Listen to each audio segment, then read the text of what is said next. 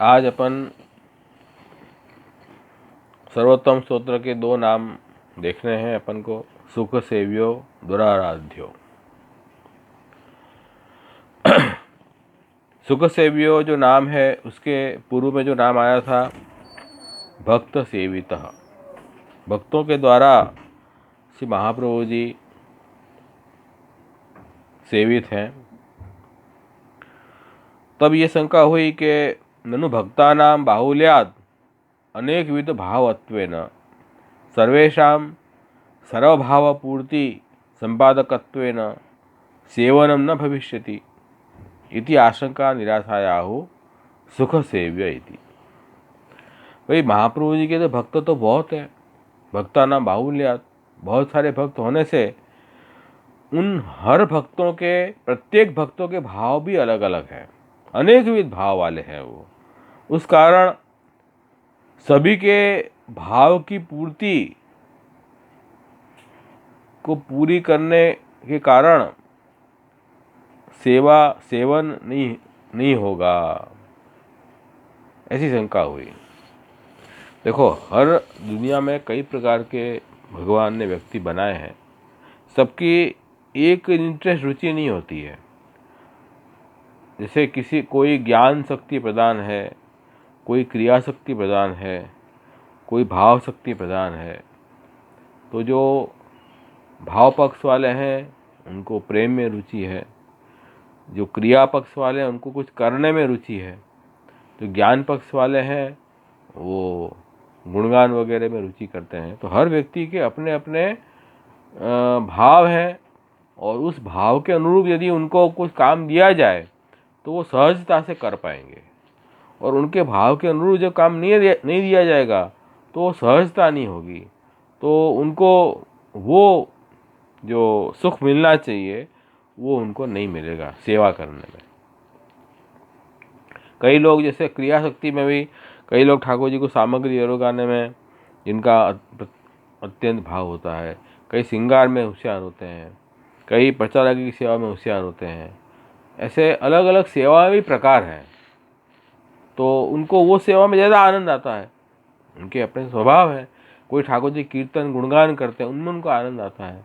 तो ऐसे महाप्रभु जी के भी कई सेवक हैं, सबके अपने अपने अलग अलग भाव हैं, और सर्व भक्तों के भाव की पूर्ति सिद्ध कराने के कारण सेवन नहीं हो पाएगा, ऐसी शंका हो तो कहनी ऐसी शंका मत करो। श्री महाप्रभु जी सुख सेव्य हैं, सुखे नैव सेव्य इति सुख सेव्य, सुखपूर्वक ही आप सेवा करने योग्य हैं। उसका से गोकुलनाथ जी अर्थ कर रहे हैं, अस्य अयम आशय यद्यपि भक्त बाहुल्यम, भक्त बहुत हैं, बाहुल्यम अस्ति, तथापि यो यद भावापत्या यथा सेवा कर्तुम इच्छति तस्य तद्भाव पूर्ति प्रकारेण एव सुख संपादकत्वेन एव सेवा अंगीकरोति। क्या कह रहे हैं कि भाई भले ही भक्त अनेक प्रकार के हों, भक्त की बहुलता हो, कोई बात नहीं, और अनेक प्रकार के भक्त हैं और फिर भी उनके जो भाव हैं वो जैसे सेवा करने की उनकी इच्छा है उनका वैसा भाव की पूर्ति प्रकार से आप सुख सिद्ध करेंगे ही। सुख संपादक करने वाले होने से आप सबकी सेवा अंगीकार करते हैं। कोई झाड़े जी की सेवा, झाड़े जी के जल भर की सेवा कर रहा है, कोई बीड़ा की सेवा कर रहा है, कोई श्री महाप्रभु जी के वस्त्र धो रहा है, कोई पात्र खासा कर रहा है, कोई श्री महाप्रभु जी के सन्मुख आके ठाकुर जी गुणगान गा रहा है, कोई मंदी वस्त्र कर रहा है, कोई सोनी कर रहा है, कोई श्री महाप्रभु जी के प्रेम पूर्वक दर्शन ही कर रहा है। तो हर व्यक्ति के अपने अपने भाव हैं, उन भाव अनुसार श्री महाप्रभु जी सभी अपने वैष्णव निज सेवकों की सेवा अंगीकार करते हैं। इसलिए ऐसा नहीं है कि आप यही सेवा करो तो ही आप सुख से सेव्य हैं, ऐसा नहीं है। श्री आचार्य चरण जो हैं हर व्यक्ति के भाव के अनुसार और उसके रुचि के अनुसार वो जो भी सहज से प्रेम से जो भी करेगा, तो महाप्रभु जी उसकी सेवा अवश्य अंगीकार करते हैं। ऐसा मन में समझो। ये बात महाप्रभु जी ऐसे सुख से ही सेव्य हैं, सेवा करने योग्य हैं, उस पर शंका करने की जरूरत नहीं है। महाप्रभु जी के अनेक सेवक हैं। दामोदर हरसानी जी थे, वो जो है श्री महाप्रभु जी की साथ में भगवत वार्ता चिंतन करते थे। कृष्णदास मेघन सब पास से उन भक्ति सब करते थे। वासुदेव छकड़ा थे, वो जो बल का काम करते थे, कोई नहीं कर सके वो करते थे। राजेंद्र दास कुम्हार हैं, वो भी ऐसा जो कोई सेवा नहीं कर सके ऐसी सेवा करते थे। तो हर व्यक्ति की अपनी शक्ति सामर्थ्य से सब कार्य करते थे। इसलिए यही सेवा बड़ी है, यही सेवा करनी चाहिए, दूसरी छोटी है, ऐसा नहीं मानना है।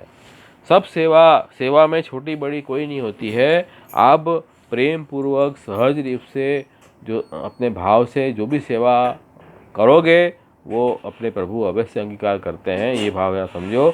सुख सेव्य हैं, भक्तों से सेवित भी हैं, और भक्तों के जो भाव हैं सहजतया उन प्रभु के लिए, अपने आचार्य के लिए, उस भाव से ठाकुर जी सुखपूर्वक सेव्य हैं, उनको भी सुख मिलता है और ठाकुर जी भी सेवा अंगीकार सुखपूर्वक करते हैं। सुख सेव्य से आचार्य चरण है, इसलिए ऐसी भावना मन में नहीं लानी चाहिए, ऐसी रिजिडिटी नहीं है अपने आप। अपने वेणुगीत में भी आता है कि जब ठाकुर जी गोचारण करके वापस पधारते वन में से अपने घर के लिए, तब वहाँ सब गोपिकाएं, एक सर्वात्मभाव वाली गोपिकाएं थी, वो सर्व इंद्रिय से प्रभु का सेवा का आनंद लेती थी, और कुछ गोपिकाएं जो हैं वो केवल दर्शन प्रधान थी, ठाकुर जी के प्रेम पूर्वक दर्शन कर लेती थी, बस उसमें उनका आनंद आता था। ठाकुर जी उनकी सेवा भी स्वीकारते थे, उनकी नेत्रेंद्रिय से उन्होंने प्रभु का प्रेम पूर्वक अवलोकन किया, प्रभु उनकी सेवा भी स्वीकारते थे। तो ये सब सभी सेवा प्रभु स्वीकारते हैं, ऐसा नहीं है यही सेवा प्रभु स्वीकार है। ऐसे ही सुख से भी हमारे श्री प्रभु हैं, ये बात समझो। जैसे गोकुलनाथ जी ने बहुत सुंदर अर्थ यहाँ अपने को समझाया है। इसलिए हमें सेवा में छोटी बड़ी भाव नहीं रखो, सभी सेवा फलरूप है। प्रेम पूर्वक जो भी सेवा करो वो बड़ी सेवा है, फलात्मक सेवा है, वो आनंदात्मक प्रभु की सेवा है। सेवा भी आनंद स्वरूप है, ऐसा मानने भाव रखना है। और रघुनाथ जी आगे कर रहे हैं कि सुख सेव्य सर्वात्म भाव वद्भिः भक्तैः सुखेन एव सेवितुम योग्य। जो सर्वात्म भाव वाले जो भक्त हैं उनके द्वारा सुख से ही सेवा करने के लिए योग्य, ऐसे श्री महाप्रभु जी। देखो अब यहाँ बहुत सुंदर अर्थ रघुनाथ जी ने किया कि महाप्रभु जी सुख सेव्य कौन के द्वारा है? जिनमें सर्वात्म भाव है। सर्वात्म भाव वाले भक्त हैं वो महाप्रभु जी के सेवा का आनंद अच्छी तरह से ले पाएंगे, और जिनमें सर्वात्म भाव नहीं है वो सेवा करेंगे तो वो क्या है, क्रियात्मक ढंग से सेवा करेंगे। समझे ना? मतलब प्रेम इतना नहीं है और हम सेवा कर रहे हैं तो सेवा में वो रसास्वाद नहीं आएगा, वो आनंद नहीं आएगा, तो हम कर रहे हैं सेवा, तो वो सेवा शायद सुखरूप हमें नहीं भी लगे। तो और यदि सर्वात्म भाव की अवस्था में पहुँचे हुए हैं आप, मतलब प्रेम आसक्ति व्यसन के बाद सर्वात्म भाव की अवस्था में आप पहुँचे हुए हो, तो भक्ति की सर्वोच्च अवस्था है वो। उस अवस्था के में पहुँचे हुए भक्तों के द्वारा जब महाप्रभु जी सुख से ही वो सेवा करने योग्य हैं, तब तो आनंद प्रकट होना ही होना है। जैसे जिसको मानसिक सेवा सिद्ध है, उनको जो सेवा में प्रभु के भजन में जो आनंद आएगा, वो साधन अवस्था वाला जो जीव है जो तनुविजा सेवा कर रहे हैं हम लोग जैसे, उनको इतना आनंद नहीं आएगा, आनंद की मात्रा कम होगी उसमें।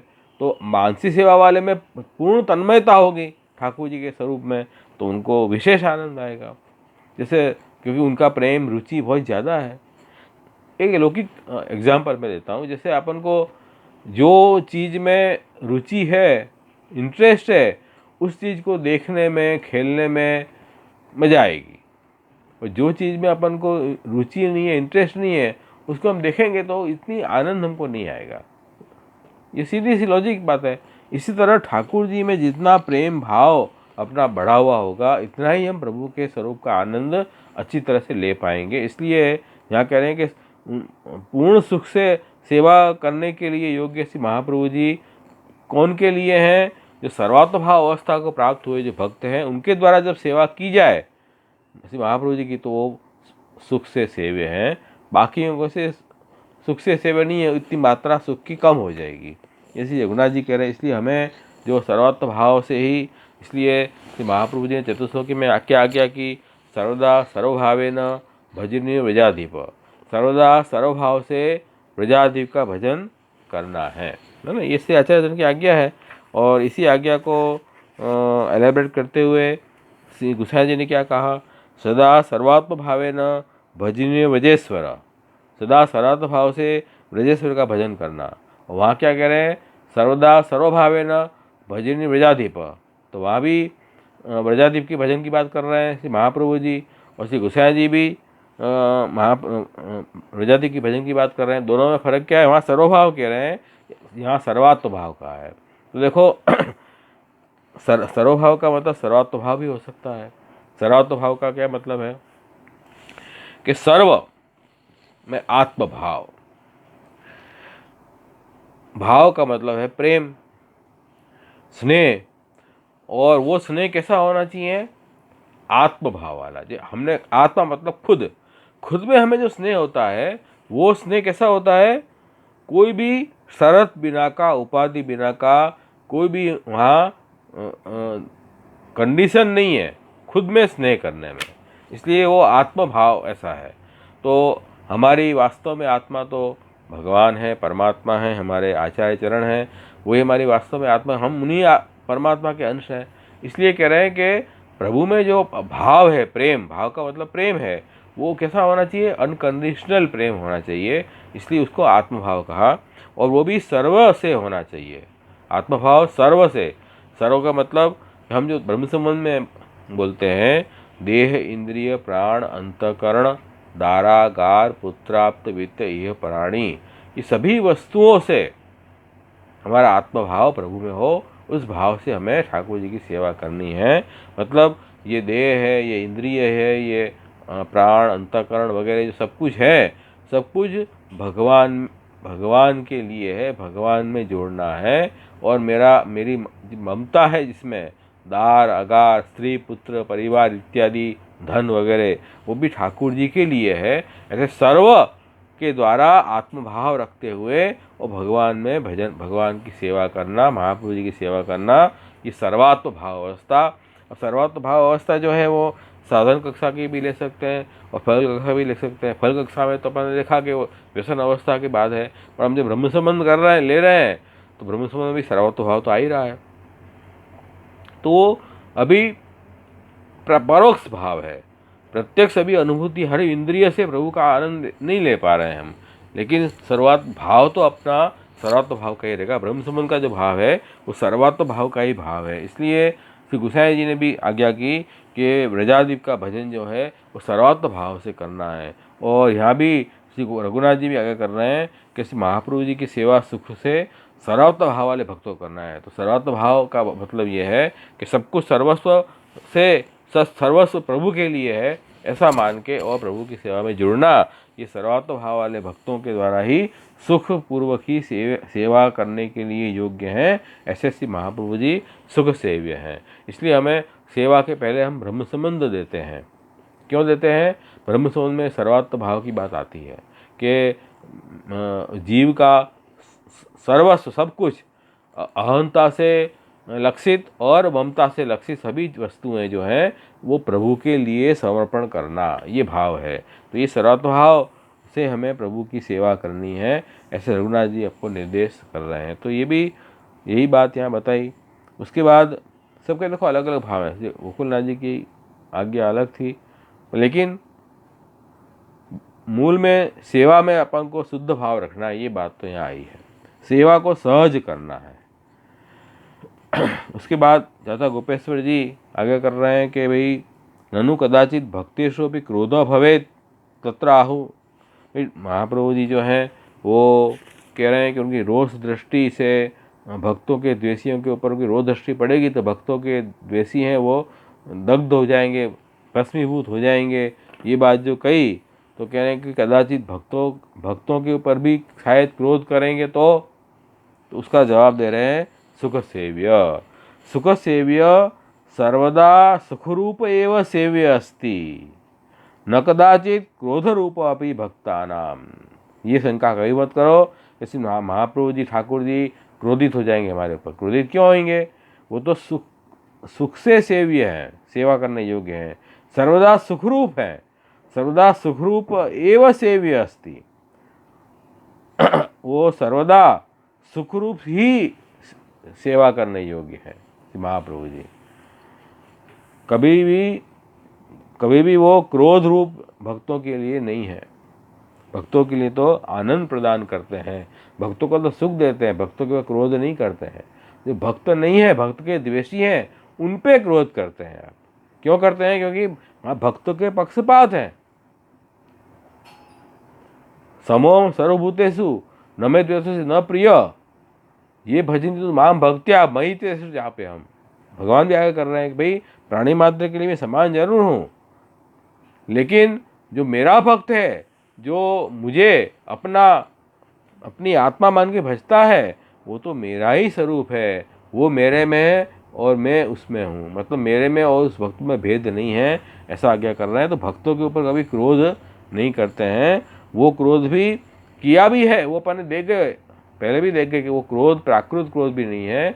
वो क्रोध भी उस जीव के कल्याण के लिए, उस जीव की असद वासना दूर करने के लिए प्रभु ने वो क्रोध भी किया है। हमारे जैसा क्रोध वो नहीं है, स्वार्थ बुद्धि प्रेरक।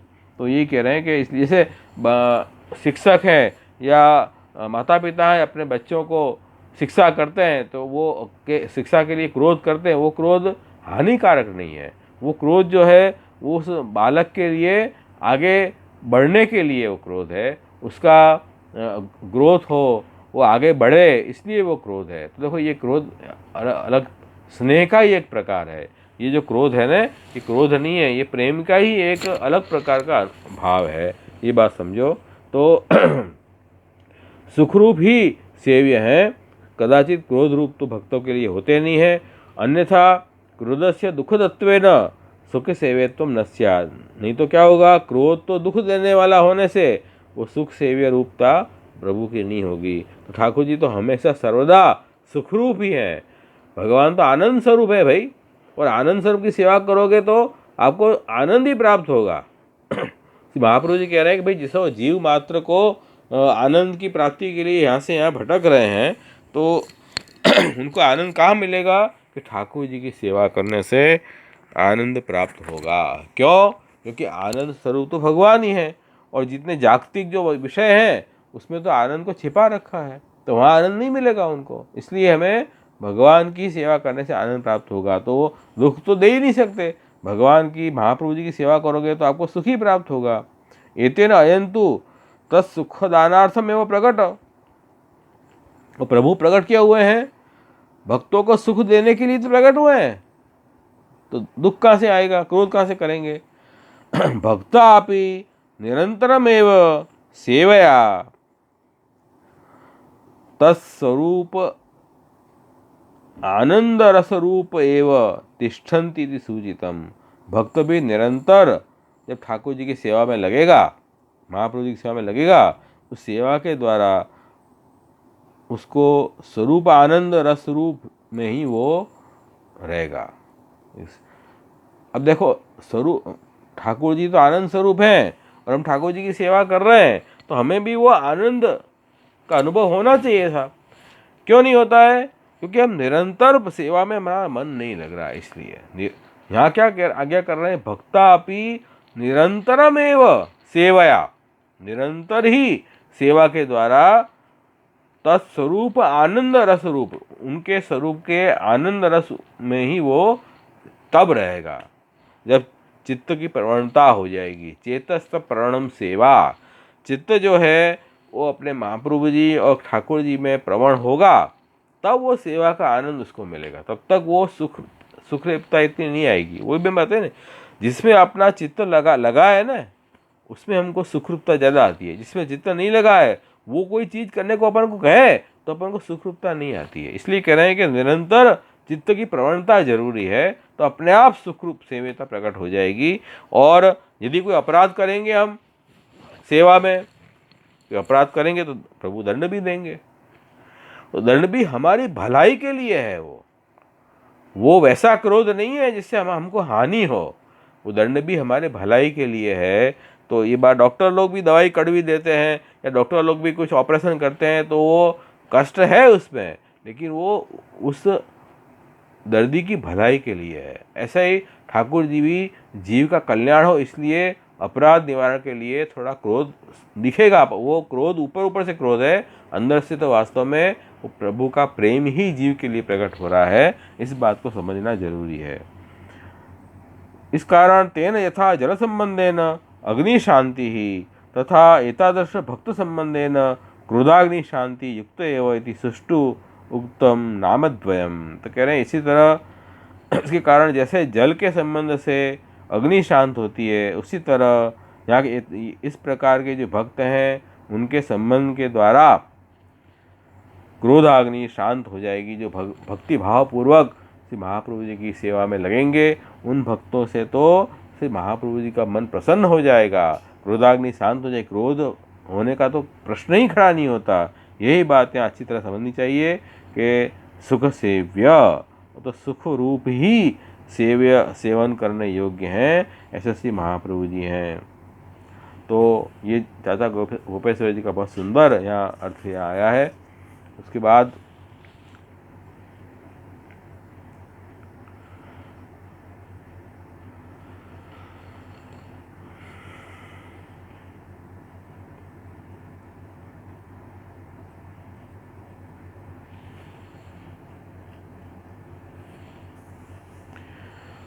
टीकाकार आज्ञा कर रहे हैं, दूसरे टीकाकार के भक्त अतिरिक्त आसुरेषु एव दृशदा सामर्थ्यं प्रकटयन्ति भक्तेषु तो कृपा पीयूष वृष्टिम एव इति सुख सेव्य। भक्तों के अतिरिक्त जो आसुरी जीव हैं उनमें ही महाप्रभु जी का दृष्टि में वो दाह सामर्थ्य प्रकट होता है, मतलब बाल देते हैं जो भक्तों के द्वेषी हैं। लेकिन जो भक्त हैं उन पे तो महाप्रभु जी अपनी कृपा रूपी अमृत की बरसात करते हैं, वृष्टि करते हैं। ऐसे सुख सेव्य हैं जो भक्त हैं। वो यदि निस्साधन भाव से और भगवान के सम्मुख जाए तो महाप्रभु जी और ठाकुर जी उसके ऊपर कृपा रूपी अमृत की वर्षा करेंगे। ऐसा डर मत रखो ठाकुर जी से कि ठाकुर जी हमको अपराध पड़ेगा तो हम बहुत नरक पे चले जाएंगे और सेवा करने से दोष पड़ जाएंगे तो हम कहीं के नहीं रहेंगे। ऐसा नहीं है, ठाकुर जी सुखपूर्वक सेव्य हैं। देखो ऐसा भय से सेवा नहीं करनी है, हम तो प्रेम पूर्वक सेवा करते हैं प्रभु की। अब देखो सेवा अपने मनोकल्पित प्रकार से नहीं करनी चाहिए, ये भी खास बात ध्यान रखनी है। जो अपनी मार्ग की जो मर्यादा है उस मर्यादा के अनुरूप सेवा करनी चाहिए तो सेवा है। और अपन ऐसी सेवा करें जैसे छोटे बच्चे जो हैं, बालक हैं, वो गुड्डा गुड्डी का खेल करते हैं, ऐसे अपन सेवा करें ठाकुर जी की तो ये तो अपना भाव की ही खिलवाड़ है ना, अपने भाव का ही खिलवाड़ है। ये बात समझो कि उनको तो कभी मूड आए तो वो गुड्डा गुड्डी से खेलें, नहीं आए तो नहीं भी खेलें गुड्डा गुड्डी से। ऐसे ठाकुर जी नहीं है, प्रभु ईश्वर है। महात्म ज्ञान पूर्वक स्नेह पूर्वक सेवा ठाकुर जी करनी है तो अपन को उस आमन्या तो रखनी पड़ेगी ना। अपन ऐसे करें तो फिर अपराध होगा, तो अपराध का फिर अपन को शिक्षा भी मिलेगी दोष दूर करने के लिए। तो ऐसे नहीं करनी है, हमें महाप्रभु जी की आज्ञा अनुसार ठाकुर जी को पुष्ट करा के और भाव से सेवा करनी है। और यदि सेवा करने की अनुकूलता न हो तो फिर अपन स्मरण करो। स्मरण भी अपने सेवायाम वा कथायाम वा जैसा दृढ़ा भवेत यावा जीवम दस्तिनाश नकापेति मतिर्मम। ये कल भी सी महाप्रभु जी ने बताया है कि सेवा अपन नहीं कर सकते हो तो कोई बात नहीं, भगवान के गुणगान गाओ, उनकी लीलाओं नामों का श्रवण कीर्तन स्मरण करो, उससे भी आपकी भक्ति बढ़ेगी। तो दोनों कल प्रणाम बताए हैं, इसलिए ऐसा भाव नहीं रखना है। तो आपको जैसे ठाकुर जी की पाठ कर रहे हो या लीला गान कर रहे हो, प्रभु में मन नहीं रह रहा है तो आप चित्र रखो प्रभु का, जप कर रहे हो ठाकुर जी के नाम का, तो ठाकुर जी का चित्र सामने सन्मुख में रखकर फिर उनके सामने प्रभु का ध्यान करते हुए जप करो, ये भी एक प्रकार है। तो ऐसे अपने यहाँ सत्संग के भी चित्र रहते थे कि सत्संग करें तो ठाकुर जी के, महाप्रभु जी के, सीना जी, यमुना जी के चित्र जी रख के उनको पवित्रा या माला जी धरा के सत्संग शुरू करते थे, ये भी एक प्रकार है स्मरण का। वो सेवा का प्रकार नहीं है, वो सत्संग का प्रकार है। उससे भी जो है ठाकुर जी वो भी आपकी सेवा है, वो जरूर अंगीकार करेंगे, आपकी गुणगान की सेवा है, जरूर ठाकुर जी अंगीकार करेंगे। इसलिए नहीं तो जो भी ये सेवा का स्वरूप जो समझाया है उस ढंग से सेवा करनी है, मनमाने ढंग से अपन को सेवा नहीं करनी है, ये बात समझो। सेवा हमेशा ठाकुर जी को पुष्ट करा के होती है, बिना पुष्टाए ठाकुर जी की सेवा का प्रकार अपनाया नहीं है। अगर ऐसा प्रकार होता तो श्री हरिराय महाप्रभु जी, श्री गोसाई जी वगैरह क्यों भाव प्रतिष्ठा का प्रकार दिखाते। इसलिए हमें उस डिसिप्लिन को पालते हुए और अमान्य रखते हुए हमारे घर में जो ईश्वर हैं वो बड़ों की कृपा से, आचार्य की कृपा से हमारे घर में ईश्वर भी विराज रहे हैं, ऐसा भाव रखते हुए और सभी को जितना भी आप ठाकुर जी की सेवा में विनियोग कर सको यथाशक्ति विनियोग करा के सेवा करनी है। माँ की प्रणाली अनुसार प्रणाली आपको गुरु से पूछनी है। सेवा करती गुरु आज्ञा, जैसे गुरु आज्ञा करें उस तरह से सेवा की प्रणाली करो तो ठाकुर जी सुख से भी है, डरने की कोई बात नहीं है। प्रभु जो हैं वो अपने संसार सागर में हम पड़े हुए हैं, तो ठाकुर जी हमको छुड़ाने के लिए तो आए हैं, तो हम प्रभु की सेवा करेंगे तो इस संसार में से प्रभु हमें छुड़ाएंगे, नहीं तो संसार में बह जाएंगे हम। तो प्रभु तो हमेशा सुख ही देते हैं, कभी दुख नहीं देते हैं। तो दूसरा एक अर्थ ये भी टीकाकारों ने बताया है कि सुख सेव्य माने सेवा में सुख का अनुभव है, संयोग का अनुभव है। सेवा जब अपन करें तो वो संयोग अवस्था है कि ठाकुर जी प्रत्यक्ष बाहर विराज रहे हैं, और सेवा के अनवसर में विप्रयोग का भाव है, दुख का भाव है, तो ये संयोग का भाव भी है। तो भक्ति में दोनों पक्ष चाहिए, संयोग और विप्रयोग। भक्ति में स्नेह के द्विदल है, दो दल है। स्नेह बढ़ाने के लिए संयोग भी जरूरी है और विप्रयोग भी जरूरी है। क्यों? क्योंकि केवल संयोग हो तो फिर जो जिसमें अपन को प्रेम है उससे आप अलग हो, तब वो प्रेम में आरती बढ़ती है, आतुरता बढ़ती है, वो दुख प्रकट होता है, तो वो स्नेह और मजबूत होता है। इसलिए संयोग भी जरूरी है, विप्रयोग भी जरूरी है। केवल विप्रयोग हो तो भी नहीं चलेगा, क्योंकि केवल विप्रयोग हो तो भक्ति का भाव कैसे बढ़ेगा। जिसके लिए हमें दुख हो रहा है वो व्यक्ति मिलना भी तो चाहिए। तो संयोग में सुख है, विप्रयोग में दुख है, तो ये सुख सेव्य जो है संयोग की बात है। ये बात भी टीकाकार समझा रहे हैं। तो श्री महाप्रभु जी जो अपने भक्तों को दोनों प्रकार का दान कर रहे हैं, सुख सेव्य से संयोग का दान भी कर रहे हैं। इस तरह से यहाँ ये सभी टीकाकार का संक्षेप में मैंने विवरण कर दिया। और अपन जो है कीर्तन भी अपन देख लें सुख सेव्य नाम का। सुख सेव्य श्रवण उपजत,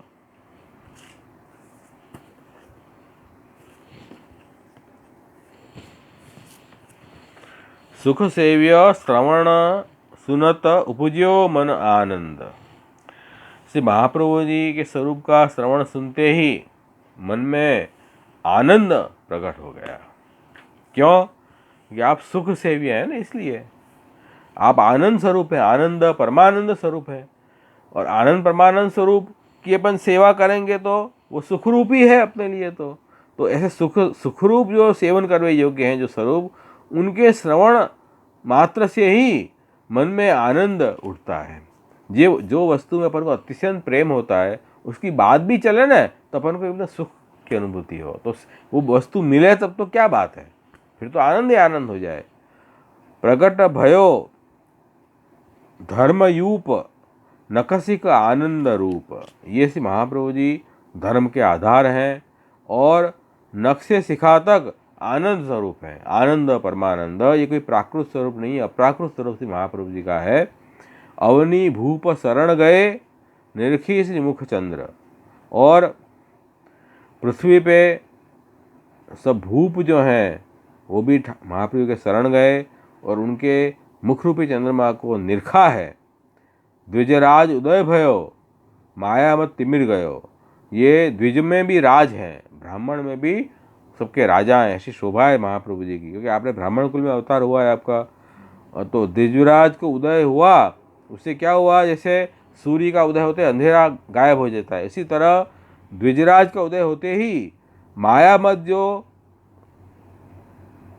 शास्त्र विरुद्ध मत है, भक्ति विरोधी मत है, उसका अंधकार भी चला गया मायावाद का। चहुं दिस उड़ुगन से लपटी रहे विदुष वृंद, सभी जगह ये चंद्रमा से सब पास में उनको घिरे हुए हैं। विदुष वृंद से, जो अच्छे पढ़े लिखे विदुष हैं वो भी श्री महाप्रभु जी, सब विदुष वृंद जो हैं वो महाप्रभु जी को घेरे हुए हैं। क्यों? क्योंकि उनको आनंद मिल रहा है, उनकी सेवन, महाप्रभु जी का सेवन करने से उनको आनंद की प्राप्ति होती है, क्योंकि वो महाप्रभु जी स्वयं जो है ठाकुर जी के वाणी स्वरूप हैं, वाणी स्वरूप से ही ज्ञान मिलता है। इसलिए विदुष वृंद जो है वो उनके चारों ओर बैठे हुए हैं, उनको आनंद मिल रहा है उनके सेवन से। महाप्रभु जी सुखरूप है सेव्य, इसलिए पानी उदर आनन पद आनंदमय सकल अंग,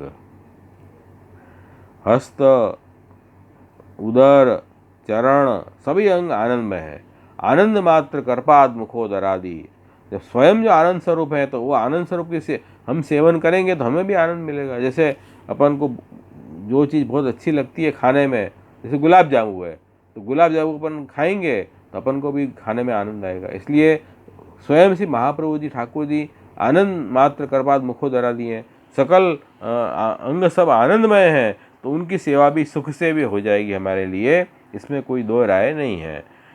निरखत सब देवी जन फूले मुखारविंद, देवी जन जब महाप्रभु के दर्शन करते हैं तो उनके मुखारविंद फूल जाते हैं, इतने प्रफुल्लित प्रसन्न हो जाते हैं कि आनंद स्वरूप के दर्शन करते ही हम और खुश खुश हो गए।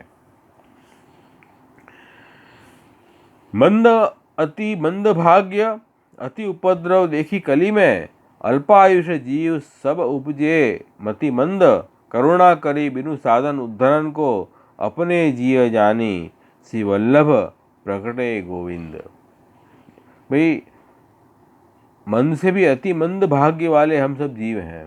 इस कलयुग में जो प्रकट भय, हमारे भाग्य अति मंद है कि हमको भक्ति श्राद्ध भाव कहाँ सिद्ध हुई है।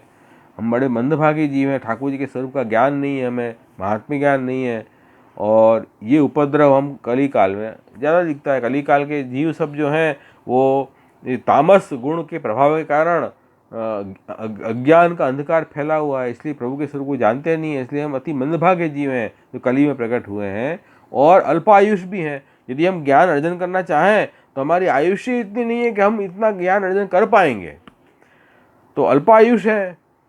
सब उपजे मति मंद, मति भी मंद है हमारी, अल्पायुष भी है, हमारी मति भी इतनी तीव्र नहीं है कि उन प्रभु का ज्ञान को धारण कर सकें। हम ब्रह्मा जी जैसे भी धारण नहीं कर पा रहे हैं, वेद व्यास जी जैसे भी धारण नहीं कर पा रहे हैं, तो हम छोटे से जीव कहाँ से ये ज्ञान को धारण कर पाएंगे। तो कह रहे हैं कि कोई चिंता की बात नहीं है, वल्लभ के शरण जाएंगे तो करुणा करी बिनु साधन उद्धरण को, श्री महाप्रभु जी कृपा करके और साधन बिना ही जीव का उद्धार करते हैं। ऐसे हमारे सुख से ऐसी महाआचार्य चरण है, अपने जिए जानी, ये हमारे हैं, ऐसे जान के श्री वल्लभ प्रगटे हैं गोविंद। तो गोविंद कह रहे हैं कि देखो श्री वल्लभ क्यों प्रगटे हैं कि ये मेरे जीव हैं, मेरे अंतरंग परिकर के जीव हैं, तो संसार सागर में बहे जा रहे हैं, उनको संसार सागर से बाहर निकालने के लिए श्री वल्लभ प्रकट हैं, बिना साधन ही उनका उद्धार कर देंगे। इसलिए हमें कोई चिंता, भले हम इस कलयुग में अति मंद भाग्य हैं, इसलिए हम कलयुग में प्रकटे हैं, तो भी चिंता की बात नहीं है। श्री महाप्रभु जी आनंद रूप है, और आनंद रूप की सेवा हम करेंगे तो हमें भी वो आनंद की प्राप्ति होगी, इसलिए हमें डरने की बात नहीं है। निस्साधन भाव से हमें जाना है, साधन बल का अभिमान मत रखो, अपना अहंकार को छोड़ो, उन प्रभु के शरण जाओ, और शरण जाके और मन प्रफुल्लित रखते हुए, उनमें पूर्ण निष्ठा रखते हुए यदि हम महाप्रभु जी के शरण जाएंगे तो हमें अवश्य महाप्रभु जी संसार सागर से हमारा उद्धार करेंगे। इसलिए हमें सुख सेव्य उन प्रभु की सेवा में लगा रहना है, तभी आनंद की प्राप्ति होगी, कि वही सुख रूप है, बाकी संसार तो दुख रूप है। एक बात समझ लो कि संसार सागर जो है ना वो दुख रूप है, वास्तव में सुख रूप जो है तो श्री महाप्रभु जी हैं। इसलिए सुख रूप ही सेवन करने योग्य हैं। कि संसार की वस्तु सेवन करने से कोई लाभ नहीं है, ये बात समझ लो। संसार की वस्तु तो और हमें दुख में डालने वाली है, ये बात समझ लो। तो ये बात तो अपनी सब बात हुई। अब अंत में भागवत की संगति अपन और देख लें, इस अध्याय से क्या कहना चाह रहे हैं। इस अध्याय में ये 39वां अध्याय भागवत 10वें स्कंद का आया है, जिसमें भगवान श्री कृष्ण बलराम जी का मथुरा गमन का वर्णन आया है कि अक्रूर जी उनको कंस की आज्ञा अनुसार उनको लेने आए हैं। भाई कंस ने कहा है कि आप मथुरा चलो, तो अक्रूर जी संदेश लेके आए। तो वहाँ उस मथुरा गमन का वर्णन इसमें इस अध्याय में आया है। सुखेन सेव्य, सुखपूर्वक ही सेव्य हैं ऐसे श्री महाप्रभु जी। अब यहाँ ठाकुर जी का नाम हो जाएगा। अब आप 10वें स्कंद में आएंगे तो अब यही सुख सेव्य कौन है? श्री प्रभु हैं। वो कैसे? क्योंकि तद उत्तम सुखोपविष्ट पर्यंके रामकृष्णो रुमानितः लेभे मनोर्थान सर्वान पथियान सचकारः।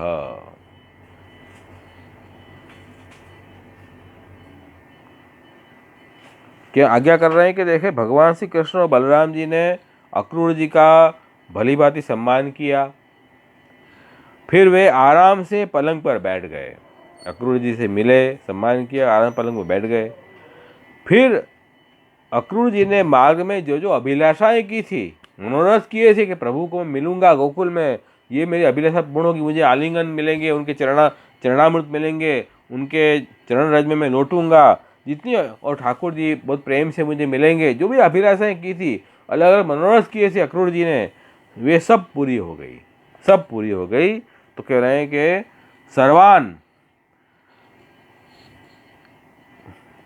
तो ये सुख सेव्य ठाकुर जी हैं कि जो भक्त जो मनोरथ प्रभु के लिए करता है, ठाकुर जी वो मनोरथ पूर्ण करके और सुखरूप हो जाते हैं, सुख से सेव्य हो जाते हैं। जितने अलग अलग भक्त हैं, जो श्री गोकुलनाथ जी ने जो अर्थ किया था ना कि भाई भगवान के भक्त बहुत अलग अलग हैं, हर भक्तन की अपनी अपनी अभिलाषाएं होती हैं। ठाकुर जी सब अभिलाषाओं को पूर्ण करके उनकी सेवा अंगीकार करते हैं। तो अक्रूर जी की बहुत सारी अभिलाषाएं थी, सब अभिलाषा ठाकुर जी ने पूर्ण की। तो इस तरह से वो अक्रूर जी के लिए सुखेन सेव्य हो गए। अक्रूर जी के लिए प्रभु सुखेन सेव्य हो गए। और यहाँ कह रहे हैं कि किम किम अलभ्यम भगवती प्रसन्ने सीनकेतने तथापि तत्परा राजन नहीं वांछन्ति किंचन। अरे भाई, लक्ष्मी जी के आश्रय स्थान भगवान श्री कृष्ण के प्रसन्न होने पर ऐसी कौन सी वस्तु है जो प्राप्त नहीं हो सकती? सभी कुछ प्राप्त हो जाएगा। हम लोग क्या है, ठाकुर जी को छोड़ के और यहाँ वहाँ भटकते रहते हैं। अरे भाई, ठाकुर जी मिल जाएंगे तो सब कुछ मिल जाएगा। काम करो, काम करने की मना नहीं है, लेकिन ठाकुर जी सन्मुख होकर सब काम करो, ये बात समझो। फिर भी भगवान के प्रेमी जन, उक्त भक्तजन किसी भी वस्तु की कामना नहीं करते हो। तो केवल एक ही काम है, कामो हरिदिदक्षैव। ठाकुर जी की इच्छा है हमें, भगवान है वही फलम, वही, क्योंकि वही सुखरूप है, वही सुखरूप सेव्य हैं, तो उन्हीं की हमें इच्छा रखनी चाहिए। तो ये सुखे न सेव्य, सुख सेव्य, ये भागवत की संगतियाँ बैठी। फिर बाद में आया कि भगवान श्री कृष्ण ने सायंकाल को भोजन करने के बाद अक्रूर जी के पास जाकर अपने स्वजन संबंधियों के साथ कंस के व्यवहार और उनका क्या प्रोग्राम है वो सब पूछा। कृष्ण ने कहा कि देखो भाई, हमारे सगे संबंधी सब यदुवंशी वहाँ कुशल तो क्या होंगे, कंस जैसा राजा है तो हम कुशल तो नहीं होंगे, लेकिन पूछ रहा हूँ कि क्योंकि कंस तो मेरा नाम मात्र का मामा है और हमारे कुल के लिए भयंकर व्याधि है, कंस है। तो जब तक वो रहे तब तक तो मंगल किसी का नहीं हो सकता। और मुझे सबसे बड़ा खेद यह है, भगवान कृष्ण कह रहे हैं कि मेरे माता पिता को उन्होंने बड़ी यातनाएं मेरे कारण झेलनी पड़ रही है। ये सब बात ठाकुर जी ने कही। फिर अक्रूर जी को पूछा भगवान कि आप यहाँ क्यों पधारे व्रज में, कुछ कारण है विशेष, कैसे आगमन हुआ आपका? तब जब भगवान श्री कृष्ण ने अक्रूर जी को ये पूछा, प्रश्न किया, तब अक्रूर जी ने कहा कि देखो, कंस ने तो सभी यदुवंशियों से घोर वैर ठान लिया है और वह वसुदेव जी को मार डालने का भी उद्यम कर चुका है। और कंस का संदेश सुनाया कि वो स्वयं अक्रूर जी को, मैं स्वयं उसका दूत बन के आया हूँ, और सब वृत्तांत महाराज जी को बताया था पहले कि भाई भगवान कृष्ण को यहाँ बुला लो, उनको फिर खेल खेल के निमित्त बना के उनको अपन उनका वध कर देंगे। ये सब कंस का कार्यक्रम है, ये भी अब सब सुना दिया अक्रूर जी ने। तो भगवान श्री कृष्ण बलराम जी हंसने लगे कि ये जीव क्या क्या सोचता है ईश्वर के लिए। हम भी ईश्वर के लिए, जो नास्तिक लोग हैं ईश्वर के लिए क्या सोचते हैं, ईश्वर है ही नहीं, है ही नहीं, क्या क्या नए नए नए अपने वादों से ईश्वर का खंडन करते हैं। ये ईश्वर को मानना ही है एक प्रकार से। ठाकुर जी हंसते होंगे कि ये जीव, इतना सा अणु मात्र जीव जिसको मैंने बनाया है, वो मेरे लिए ऐसे ऐसे विचार करता है। तो प्रभु हंसने लगे, नंद श्री कृष्ण बलराम जी दोनों हंसने लगे। फिर सब जने ने तैयारी की जाने के लिए। ब्रज में नंदराज जी वगैरह सुगुप सखा सब सब कंस को सब देने की गिफ्ट वगैरह तैयारी की जाने के लिए। उसके बाद गोपियों का बहुत, गोपियों की चित्तवृत्ति तो भगवान में ही लग गई थी। उनको ये बात पता चला तो उनको तो बहुत ही दुख हुआ है। पता ही नहीं लगा क्या करना, कुछ सूझबूझ नहीं रहा था उनको। और गोपियों ने भी बहुत विधाता को भी बहुत गालियाँ दी कि ऐसा दिन मुझे दिखाया, हमारे प्रियतम, हमारे सर्वात्मा भगवान है, उनसे हम जुदा कर रहे हो। तो गोपियों का भी यहाँ दुख का वर्णन बहुत सुंदर भागवत में आया है। तो अभी अपना विषय नहीं है, भागवत का जब प्रवचन होगा तब वो विषय करेंगे। अभी तो अपन को सर्वोत्तम सूत्र की बात समझनी है इसमें से। उसके बाद जो है वो अक्रूर जी के साथ में भगवान श्री कृष्ण बलराम जी रथ में बैठ के और चल पड़े।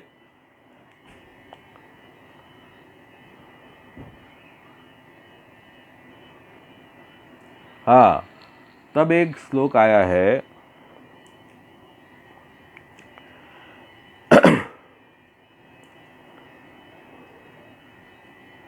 सुखम प्रभाता रजनीयमाशिष सत्या बभुवु पुरयोषितां ध्रुवम या संप्रविष्टस्य मुखम रजस्पते पास्यन्त्य पांगोत्कलितस्मिता सवम। क्या आज्ञा कर रहे हैं कि जब गोपिकाएं कह रही हैं कि देखो मथुरा पधार रहे हैं ठाकुर जी, तो ये तो हमारे लिए तो बड़ा दुख का दिन आ गया आज, लेकिन आज की रात का प्रातःकाल मथुरा की स्त्रियों के लिए निश्चय बड़ा मंगलमय होगा। आज उनकी बहुत दिनों की अभिलाषाएं अवश्य पूरी होगी। और जब हमारे ब्रजराज श्याम सुंदर अपनी तिरछी चितवन और मनमन मुस्कान से युक्त मुखारविंद का पादक मधु वितरण करते हुए मथुरापुरी में प्रवेश करेंगे, तब वे उसका पान करने के धन्य धन्य हो जाएगी। अब देखो, ये सुखे सुखे सेव्य सुख सेव्य, सुख में सुख के लिए सेव्य है, ऐसे भगवान श्री कृष्ण है। क्यों कि गोपीजन खुद वर्णन कर रही हैं कि हमको तो ठाकुर जी ने खूब सुख दिया है, लेकिन अब हमारे कुछ दुर्भाग्य है, ठाकुर जी हमें छोड़ के जा रहे हैं मथुरा। लेकिन मथुरा की स्त्रियों के लिए तो बड़ा आनंद का विषय है। उनका तो अब नेक्स्ट डे है, बहुत मंगलमय जाएगा।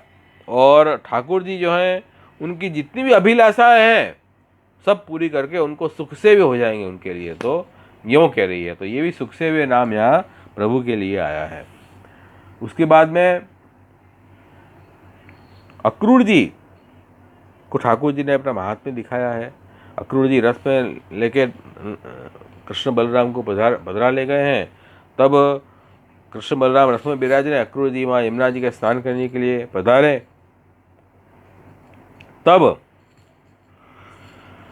विधि पूर्वक स्नान करने लगे। उस कुंड में स्नान करने के बाद जल में डुबकी लगा गायत्री का जप करने लगे। उसी समय जल के भीतर अक्रूर जी ने देखा कि कृष्ण और बलराम दोनों भाई एक साथ बैठे हुए हैं। उनके मन में संदेह हो गया, अरे मैं कृष्ण बलराम को तो अभी रथ में छोड़ के आया हूँ, तो इन जल में कैसे आ गए। तब फिर गोता लगाया तो वहाँ उन पर फिर उन्होंने साक्षात अनंत देव शेष जी विराजमान हैं, और सिद्ध चारण गंधर्व असुर अपने अपने सिर झुकाकर भगवान की स्तुति कर रहे हैं।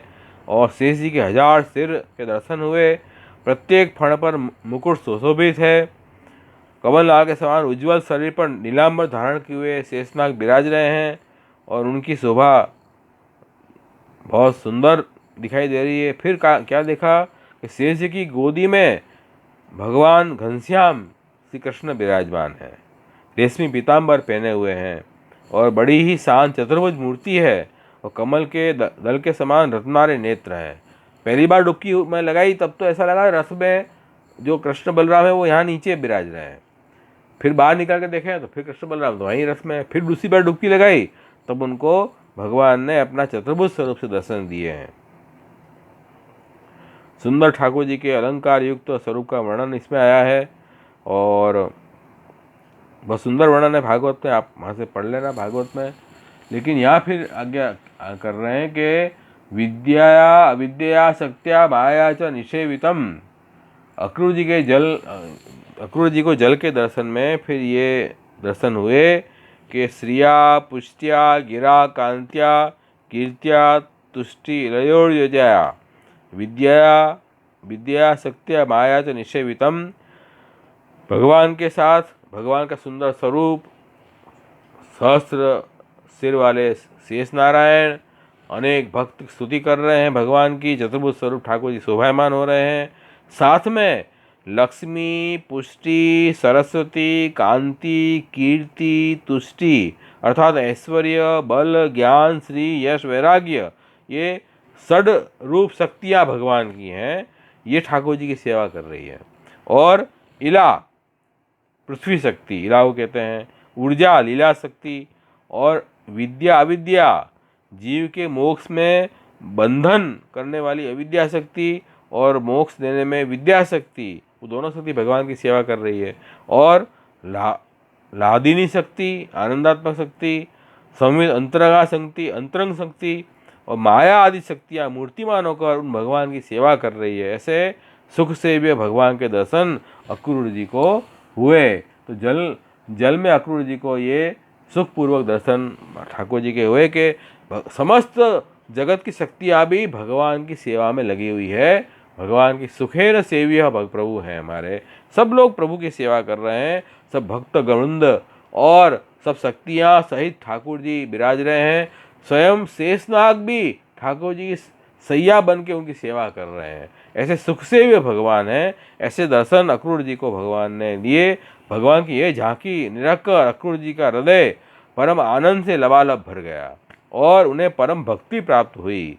सारा शरीर हर्ष आवेश से पुलकित हो गया। प्रेमा भाव का उद्रेक से होने से उनके नेत्र आंसू से भर गए और अक्रूर जी ने अपना साहस बटोर भगवान के चरण में दंडवत प्रणाम किया और हाथ जोड़कर बड़ी सावधानी से भगवान की स्तुति करने लगे। यहाँ यह अध्याय पूरा हो गया। तो देखो इसमें सुख सेव्य भगवान कैसे हैं उसका वर्णन अपने 3 बखत देख लिया।